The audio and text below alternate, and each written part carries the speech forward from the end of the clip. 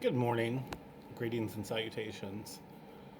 This one is probably going to be a long one. It may be in multiple videos. I am putting my face back on here. So I know I've been dumping that amount of videos and pictures. A lot of that has to do simply with the fact that, I personally am doing a lot of shadow work and dealing with my past traumas. And it's been really hard. It's been really hard. I also want to add in there that a big part of what this is going to be about is because last week I made the conscious decision to listen to the Sascha Riley tapes. And if you're one of my followers, you know that I am a survivor of generational trauma, childhood SA, a bunch of other ABs that are out there.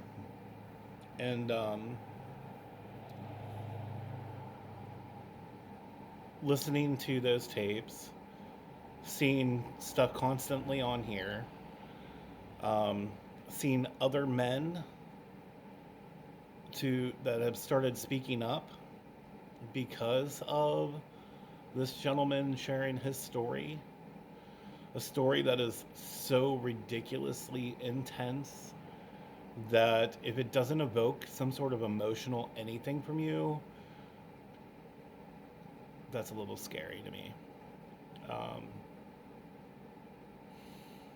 so my name is James Barnhart. Like I said, I am a survivor.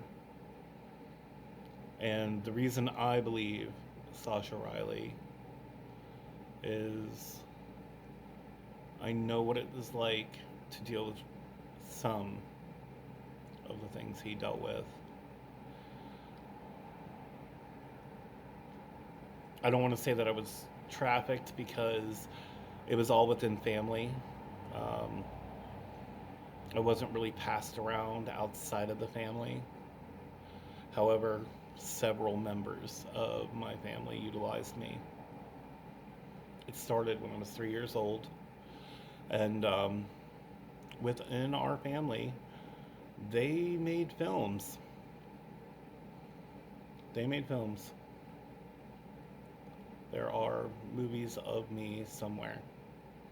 I don't want to see them ever because going back into my memories and seeing the abuse is one thing. To see it on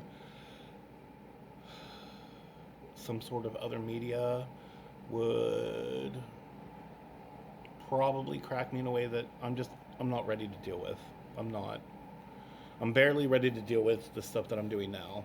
Um, but it's helping me and it's saving me, it's saving my life. It's making me a stronger man. I've always been a strong man. I didn't realize how strong I was.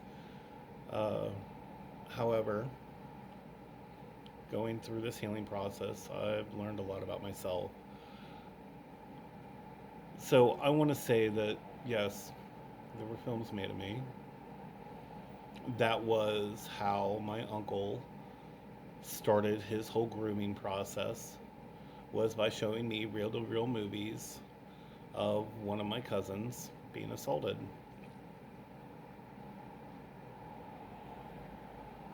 I tried to run away at 3 and it didn't work.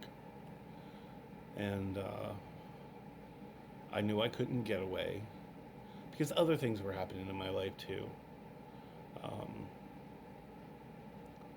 the first physical abuse that happened, essayed, was by the hands of my father. And it was something where and this resonates with me when I was listening to that story, is how they will abuse someone and use that abuse to control them into furthering their own and facilitating their own needs. Because that's what happened to my dad. That's what happened to my dad. And I don't hate him.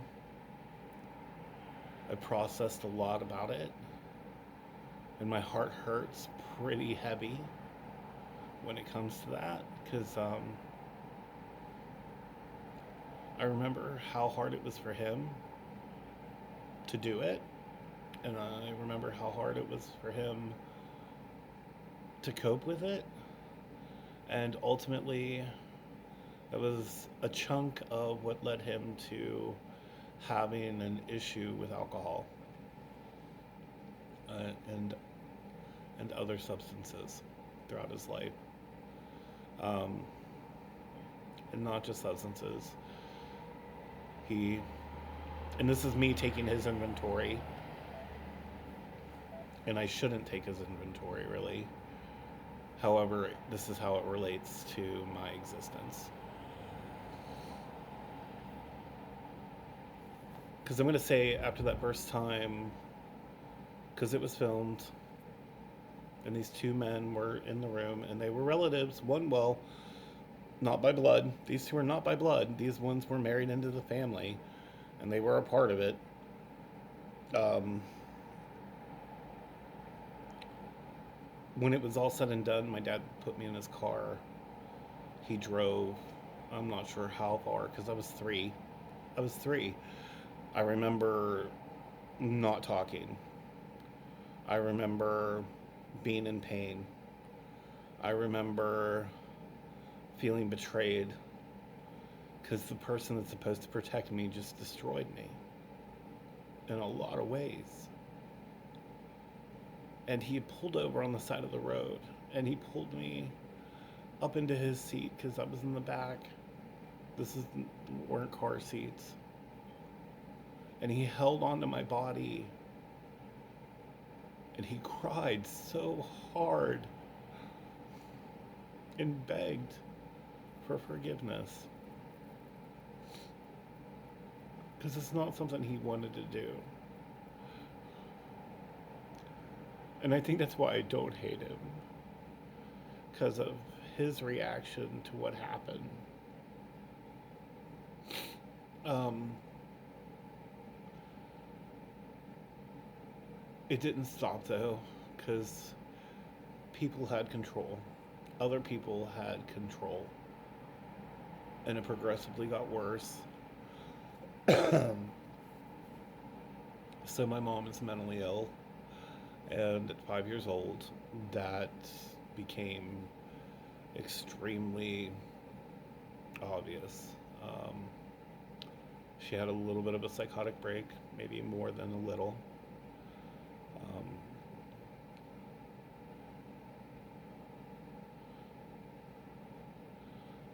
my mom had caught my dad assaulting me.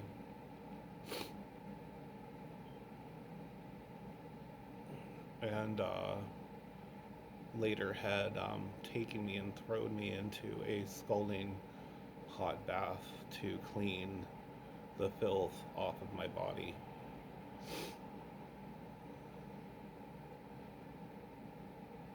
The schizophrenia had been running rampant, and the things inside of her head, I have no idea what they are. I mean, I do, because over the years, I'm the one that was there to deal with it. Um, but as not being schizophrenic, I don't fully understand what it's like dealing with that. But that situation led to her being hospitalized, me being put in the care of an aunt and an uncle, to then be essayed again by one of my cousins, and that lasted for a while, which just perpetuated the broken void that I was. So we're pretty much at the end of this video. I'm going to do this in multiple parts because I'm going to tell my story, not fully, but I'm going to tell it.